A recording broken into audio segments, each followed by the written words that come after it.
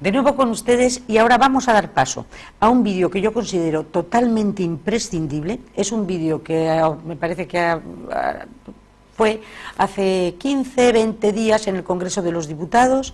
Es Toni Cantó, diputado de Ciudadanos, poniendo encima de la mesa la realidad de Cataluña hoy. No se lo pierdan, y después de esto vamos a hablar con nuestro invitado de ese tema.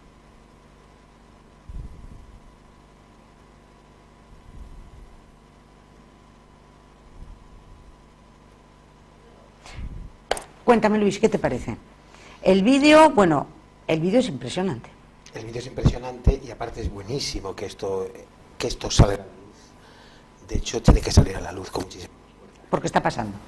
Está pasando y además está pasando. Y además es algo que, si esta crisis catalana sirve para algo, tiene que servir para poner encima de la mesa el problema que la ha generado. Porque si no, no arreglamos nada. Porque hasta ahora estábamos como el avestruz, porque tanto el gobierno del PSOE como el gobierno del Partido Popular estaban mirando para otro lado. Totalmente. Porque esta realidad hay mucha gente que la está denunciando desde hace mucho tiempo en Cataluña. Sí. La gente está viviendo una auténtica persecución por el idioma, sí, por todo lo que sea España. Y esto lo han consentido y se ha llegado hasta un momento tremendo. Sí, en realidad yo creo que este es el que es la cuestión y el problema más grande. Porque ya llevamos 40 años, con las autonomías, con la TV3 y con las transferencias del sistema educativo y de los medios de comunicación, lo cual es absolutamente crucial, porque son muchos años y se ha generado ya toda una generación, o más de una generación, de personas que viven en una realidad paralela. Claro. Pero esto es gravísimo. Esto es gravísimo, el hecho de haber llevado a la población a una realidad paralela en sí mismo es delictivo. Yo no sé si esto está legislado en algún código penal, pero un profesor puede contarle mentiras a sus alumnos. Un profesor puede contarles mentiras a sus alumnos y ya no son solamente mentiras, sino preparar un sistema educativo que genere personas que se crean que Cataluña es una nación, que ha sido colonizada históricamente por España y que tiene que recuperar su independencia. El mero hecho y cambiar completamente la historia de Cataluña y la historia de España para que esto sea verosímil, eso en sí mismo yo creo que es algo que tiene que ser investigado muy a fondo, porque todos estos artilugios para generar una generación de catalanes que no hayan tenido conocimiento de la verdad histórica y de la verdad real y que haya sido sustituida por eso, yo creo que eso es algo para estudiar. ¿Cómo es posible que lo hayan conseguido? Y lo han conseguido. Y aparte, desmontarlo es muy difícil. Es muy difícil, pero lo han conseguido porque han fallado todos los controles. Mira, hay un cuerpo que es el cuerpo de la inspección, que creo, yo estuve... ABC publica un artículo muy interesante hace un par de días sobre los inspectores educativos de ahí precisamente. Y entonces dicen, fíjate, que oficialmente este era un cuerpo del Estado, o sea, era un cuerpo central, ¿no? Y entonces estas personas pues iban a las autonomías o estaban destinadas en las autonomías un poco para controlar esto que estás diciendo tú, para que no fallaran todos los mecanismos de control y todos los mecanismos No, en Cataluña es todo lo contrario, o sea, esto se ha delegado y depende exclusivamente de la autonomía. Entonces, el 80%, fíjate, da datos ABC, el 80% de estos inspectores son profesionales interinos, renovados anualmente y puestos a dedo por la propia Generalitat. Por lo tanto, tú estás poniendo al zorro a guardar a las gallinas. Es lo que iba a decir. Exactamente es lo que iba a decir. Entonces, si esto funciona así, esta gente que tendría que inspeccionar y que supervisar ¿qué va a supervisionar? Lo único que están es asalariados al servicio de un proyecto de ingeniería, seguramente, de cómo diseñamos al catalán de mañana catalán, que ya es el catalán de hoy. Ingeniería orwelliana, sí. Totalmente, Sí. es Orwell. Sí, y que España haya... Pero esto ¿cómo lo han consentido? O sea, yo que lo consienta, fíjate, hasta entiendo que lo consienta el Partido Socialista, pero es que yo me escandaliza que esto lo haya consentido el Partido Popular. Te lo digo de verdad. El problema territorial español es un problema muy viejo. Es un problema muy viejo que hunde sus raíces en la historia. De hecho, a diferencia de otros países, España no tuvo un momento en su historia para consolidarse como una nación homogénea y con un sentido de pertenencia general.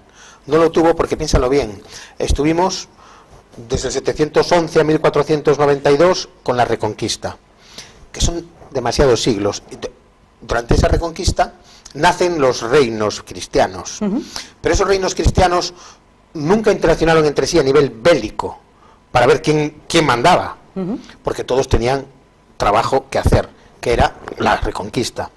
Entonces, en ese sentido, no hubo una interacción, como en Francia, por ejemplo, cuando París se impone a sangre y fuego al sur de Francia, cuando Toulouse es convertida en cenizas, y esto también es asociado con guerras de religión y herejías, pero ocurre. Entonces se genera un centralismo que va a homogeneizar el país y va a generar un sentido de identidad nacional y de pertenencia. En España esto no ocurrió. No ocurrió porque estábamos todos juntos empujando para abajo, y en el momento que dejamos de empujar para abajo, justo en ese momento que dejamos de empujar para abajo y podríamos haber empezado a pensar en organizarnos, va y descubrimos América. Entonces, nos vamos para allá. No, es verdad. El lío ya se convierte, o sea, si antes no pudimos pensar en eso porque teníamos trabajo, ahora el trabajo se multiplica, entonces empezamos a expandirnos. Los catalanes se quedaron un poquito a desmano de la nueva expansión planetaria. De hecho, los comerciantes catalanes se iban a Sevilla, a la Sevilla de finales del siglo XVI, a la Sevilla del siglo XVII, diciendo: ¡hey! Somos españoles, nosotros queremos comerciar. Y en ese sentido no estaba muy claro quién era español y quién no era español. Es que era muy difícil, porque España ocupaba la mitad del planeta. ¿Quién es español? ¿Un catalán es español? ¿Un napolitano es español? ¿Alguien que vive en la France-Comté es español? ¿Un tipo de Bruselas es español? ¿Un señor de las islas de Filipinas es español? Claro. ¿Quién es español y quién no es español? No era tan fácil. No era tan fácil, pero bueno, como había tanto trabajo para todos y la gestación del imperio, o sea, lo que ocurrió en el siglo XVI, sobre todo en la primera mitad del siglo XVI, yo creo que es quizá el momento más brillante de la historia de la humanidad, ese y el momento, y algún momento en la antigüedad clásica, ¿no? Entonces, claro, nadie tenía, bueno, ya discutiremos mañana quién es español, claro, tiene muchos negocios que hacer, y de hecho los negocios se hicieron a gran escala, y no te digo nada, los negocios que hicieron los catalanes en el imperio. No solo los catalanes, sino todos. El imperio funcionó bien. Antiguo régimen, economía centralizada, sociedad estratificada, todo lo que quieras. Pero eso es común a toda esa época. El imperio funcionó de maravilla, y aparte se consiguió que la riqueza estuviese más en la propia América que en España. España no era el centro del imperio, había ciudades más importantes que Madrid. Entonces, en ese sentido, encontramos una realidad enorme que funciona de maravilla y una realidad que se muere 400 años después, ¿no? La independencia de las repúblicas americanas y después la guerra de Cuba, etcétera. Entonces, en ese sentido, todo eso que funcionó de maravilla, cuando se hunde, va a generar: oye, pues yo ahora quiero ser vasco, yo ahora quiero ser catalán, yo ahora quiero ser de otro sitio. Los regionalismos tienen mucho que ver con la pérdida de fuerza del imperio. si el imperio seguía funcionando, oye, lo de vascos lo hablamos mañana, que ahora me voy a Filipinas, que tengo allí cosas que hacer. En el momento que se pierde Filipinas, en el momento que se pierde Cuba. Entonces, en ese sentido, emergen los regionalismos, que después se van a convertir en los nacionalismos. La pérdida de Cuba tiene un papel fundamental los propios catalanes, la oligarquía catalana, las grandes empresas catalanas que obligaron al gobierno español a que mantuviesen ellos el monopolio de la caña de azúcar, que era la caña de azúcar, la melaza era la gran riqueza cubana, ¿no? Eso conllevó la revuelta criolla y de las guerras hispano-cubanas. Lo que tenemos que tener claro es que el imperio español y su posterior pérdida es un dato fundamental para entender todo lo que está pasando. Por ejemplo, el caso catalán. Sí. Los catalanes a la altura del siglo XIX tenían una cuota de mercado a principios del siglo XIX en el imperio enorme. En las invasiones británicas del Río de la Plata, 1806-1807, hombre, el regimiento más importante era el regimiento de los gallegos, el tercio de gallegos, cuando defendió Buenos Aires contra el ataque inglés de 1807. Pero había un regimiento también, y de otras regiones de España, también un regimiento catalán que luchó ferozmente para mantener el comercio español, porque el comercio español era en buena medida comercio catalán. Entonces, todo esto evolucionó, se produce la emancipación de los territorios, y al mismo tiempo se produce la revolución industrial. La revolución industrial va a cambiar profundamente el mapa económico de España, va a hacer pivotar la riqueza desde el sur hasta el norte. Barcelona se va a convertir en la nueva Sevilla del siglo XX o XXI. Piensa que a principios del siglo XVIII Cádiz era 3 veces más grande que Barcelona. Claro. La riqueza estaba en el sur. Lo que ocurre es que la revolución industrial genera una nueva forma de generar riqueza. España lo que va a hacer es volcarse en conseguir una zona industrial. En ese sentido, ¿qué va a hacer? Pues va a generar la zona industrial catalana. Comienza con el textil, otras industrias, otros sectores, pero con el textil despega. El textil catalán no podía competir con el textil inglés o holandés. ¿Qué es lo que hace España? Subir los aranceles de una manera extraordinaria. Si un paño inglés te costaba 2 pesetas o anterior a las pesetas, y un paño inglés te costaba 5, los aranceles te ponen el paño español, el paño inglés a 6 y el paño catalán más barato. ¿Y eso estamos hablando de cuándo? ¿Qué época? Estamos hablando del siglo XIX. Finales del XIX, más o menos. Sí, todo esto ocurre en la segunda mitad del siglo XIX, y el último tercio del siglo XIX es cuando Barcelona sale como un cohete para arriba. Pero protegido.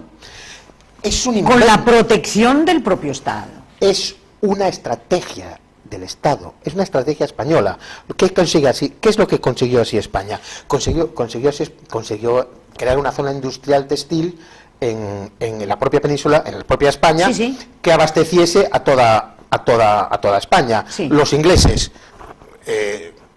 tomaron nota de estos aranceles y pusieron aranceles a las lanas castellanas, con lo cual salió perdiendo Castilla, y Cataluña salió para adelante como un cohete. Pero no solo con esto, el tren. España se volcó en el tren, y gracias al tren se consiguió que Barcelona, que Cataluña, se convirtiese en la principal zona industrial de España, que España se convirtiese en el mercado de Cataluña, mediante estas medidas proteccionistas, y así vamos a ver cómo España por fin se industrializa. Por fin se industrializa con este enorme esfuerzo arancelario, pero por fin conseguimos abastecernos de productos españoles.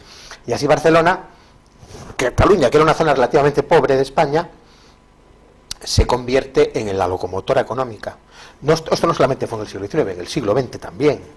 Franco, la protección a Cataluña fue total.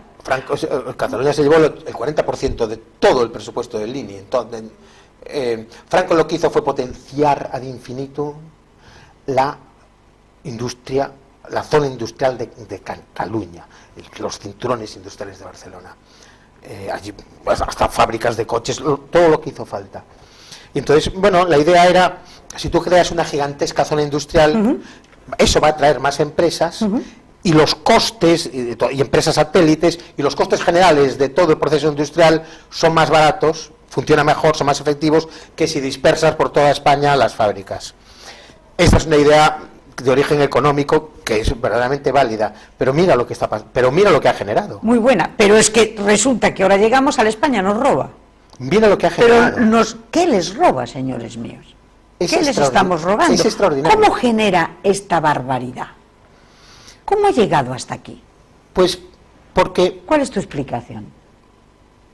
Cataluña, gracias a todas estas medidas, se convierte en una zona de gran riqueza. De hecho, hubo una corriente migratoria enorme de andaluces a la nueva zona industrial que genera el franquismo, que el franquismo potencia ya se había generado antes, en el siglo XIX, el último tercio del siglo XIX sobre todo. Entonces, al generarse esta riqueza, pivota completamente el mapa económico de España.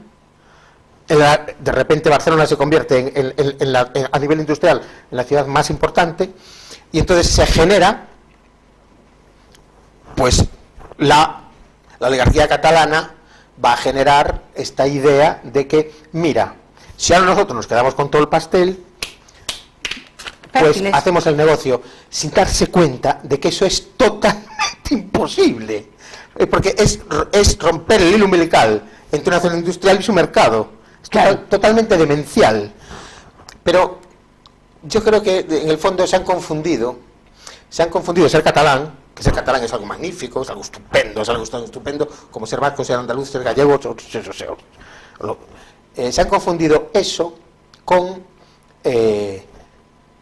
la idea de que son una nación distinta de España y de que España es una especie de demonio homogéneo y con cuernos y con rabo.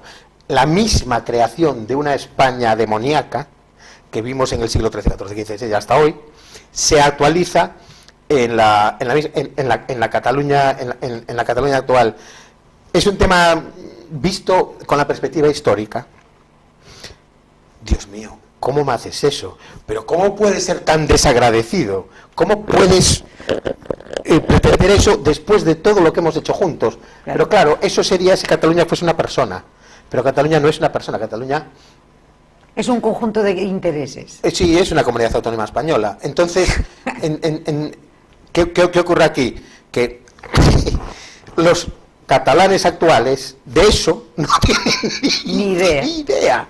Entonces, claro, esta especie de lobotomía, tú le fundes, le quitas el cerebro, dices, ay, ¿y yo dónde estoy? No, te lo cuento yo, siéntate ahí que te lo voy a contar yo.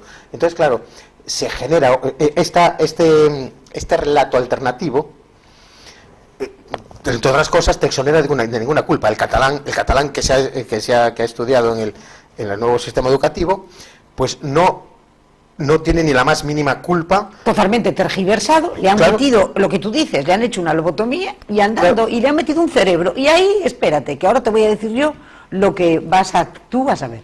Lo que yo, el gobierno catalán en este momento, desde hace mucho tiempo, desde todo empieza con Pujol, quiero que sepas. Claro. Y tú tragas. Y todo lo que es español, fuera. Claro. Además eso, con los recursos gigantescos de la TV3, que se papa la tercera parte de todo el presupuesto de todas las televisiones autonómicas de España. Que esa es una buena también. Que esa es buena. ¿Y eso quién lo financia? Me imagino que el Estado central. Pues bueno, a través de la Generalitat, pero todo sale del mismo sitio. De nuestros bolsillos. Hoy hay una denuncia, precisamente ahora por la tarde, de la CONCAPA, que es la Confederación de toda la Asociación de Padres Católicos, en contra, precisamente, son 3 millones de familias que han presentado en la Fiscalía una denuncia contra TV3 por los programas infantiles de adoctrinamiento y de inoculación de odio a la Guardia Civil, a España, entre los niños, todo lo que está pasando. Yo creo que ahí pueden entrar incluso instituciones a nivel mundial, porque yo creo que lo que están haciendo con la juventud catalana es denunciable. Es demencial. Es denunciable ante cualquier oficina de derechos humanos. Oye, pero ahí van también a los derechos humanos, pero lo estamos viendo todos, y sin embargo, ante el vídeo que hemos estado escuchando de Toni Cantó, presentado por Ciudadanos, ante ese vídeo, la contestación del ministro fue que no pasaba absolutamente nada y que todo era normal. Ministro Íñigo Méndez de Vigo, del Partido Popular. Pero, ¿qué es lo que está pasando? porque están también lobotomizados ellos. Ellos y luego sí. están de alguna manera empujando a que la sociedad civil, que es la que en este momento ha despertado, porque estaba o adormecida o la tenían totalmente silenciada, pero está despertando, y están obligando a que sea la propia gente de a pie la que vaya a presentar denuncias a la Fiscalía y la que se enfrente con algo que tendría que enfrentar el propio gobierno si tuviera dignidad. Sí, de hecho, esta leyenda negra de la que hablamos al principio, que después tanto influye en el siglo XIX y XX en España, nos ha cargado de complejos. Total. Nos ha cargado de complejos y complejos de tipo oye, que yo no soy malo.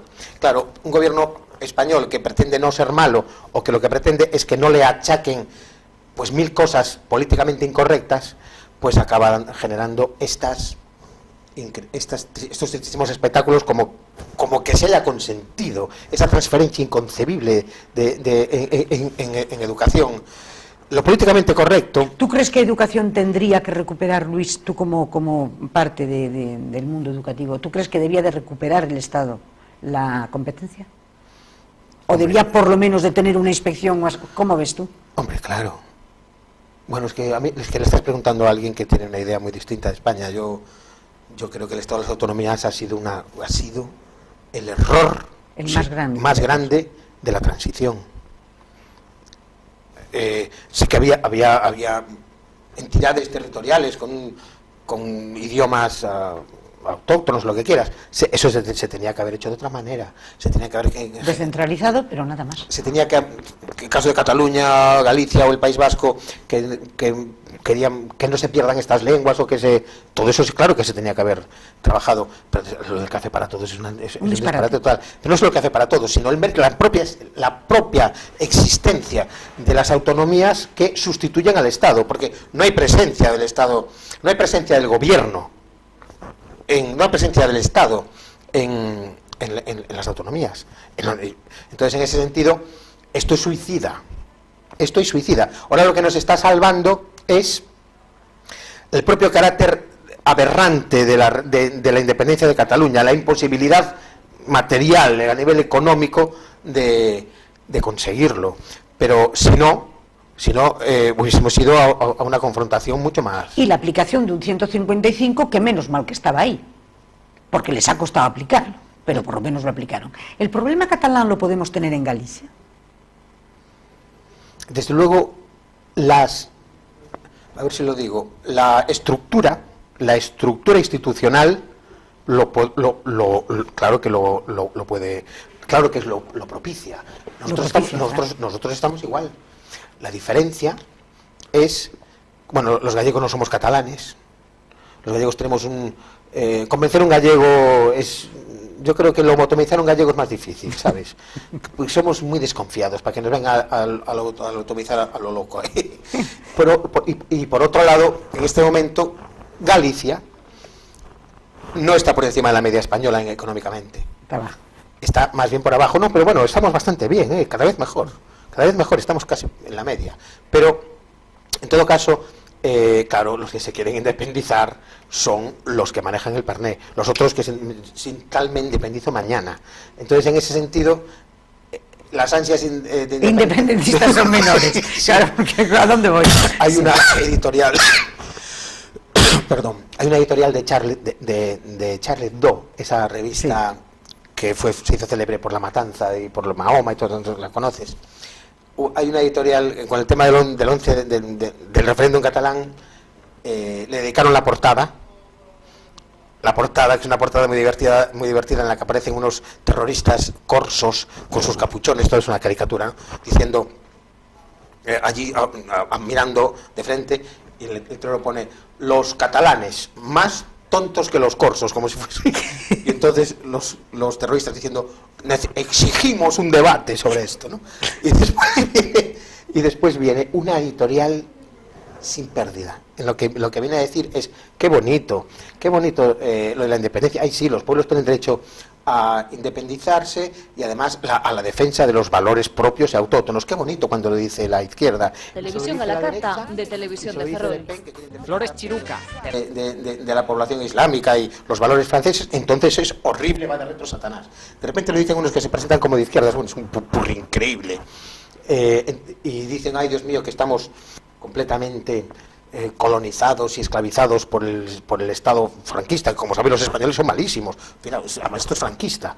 Entonces, claro, cuando lo dicen ellos, entonces hay que decirles que sí. Si lo dice Le Pen, hay que decirles que no. Entonces, Charlie Hebdo acaba diciendo, esto es lo que quieren, es no repartir porque son una zona, efectivamente, de la zona marca de España. Pero es interesantísimo que lo diga Charlie Hebdo, porque desde todas las ópticas que lo mires, lo que ha ocurrido en Cataluña no tiene nada que ver con la izquierda y más bien tiene que ver con movimientos fascistas y movimientos prefascistas, el prefascismo que después genera los fascismos del siglo XX. Tal cual.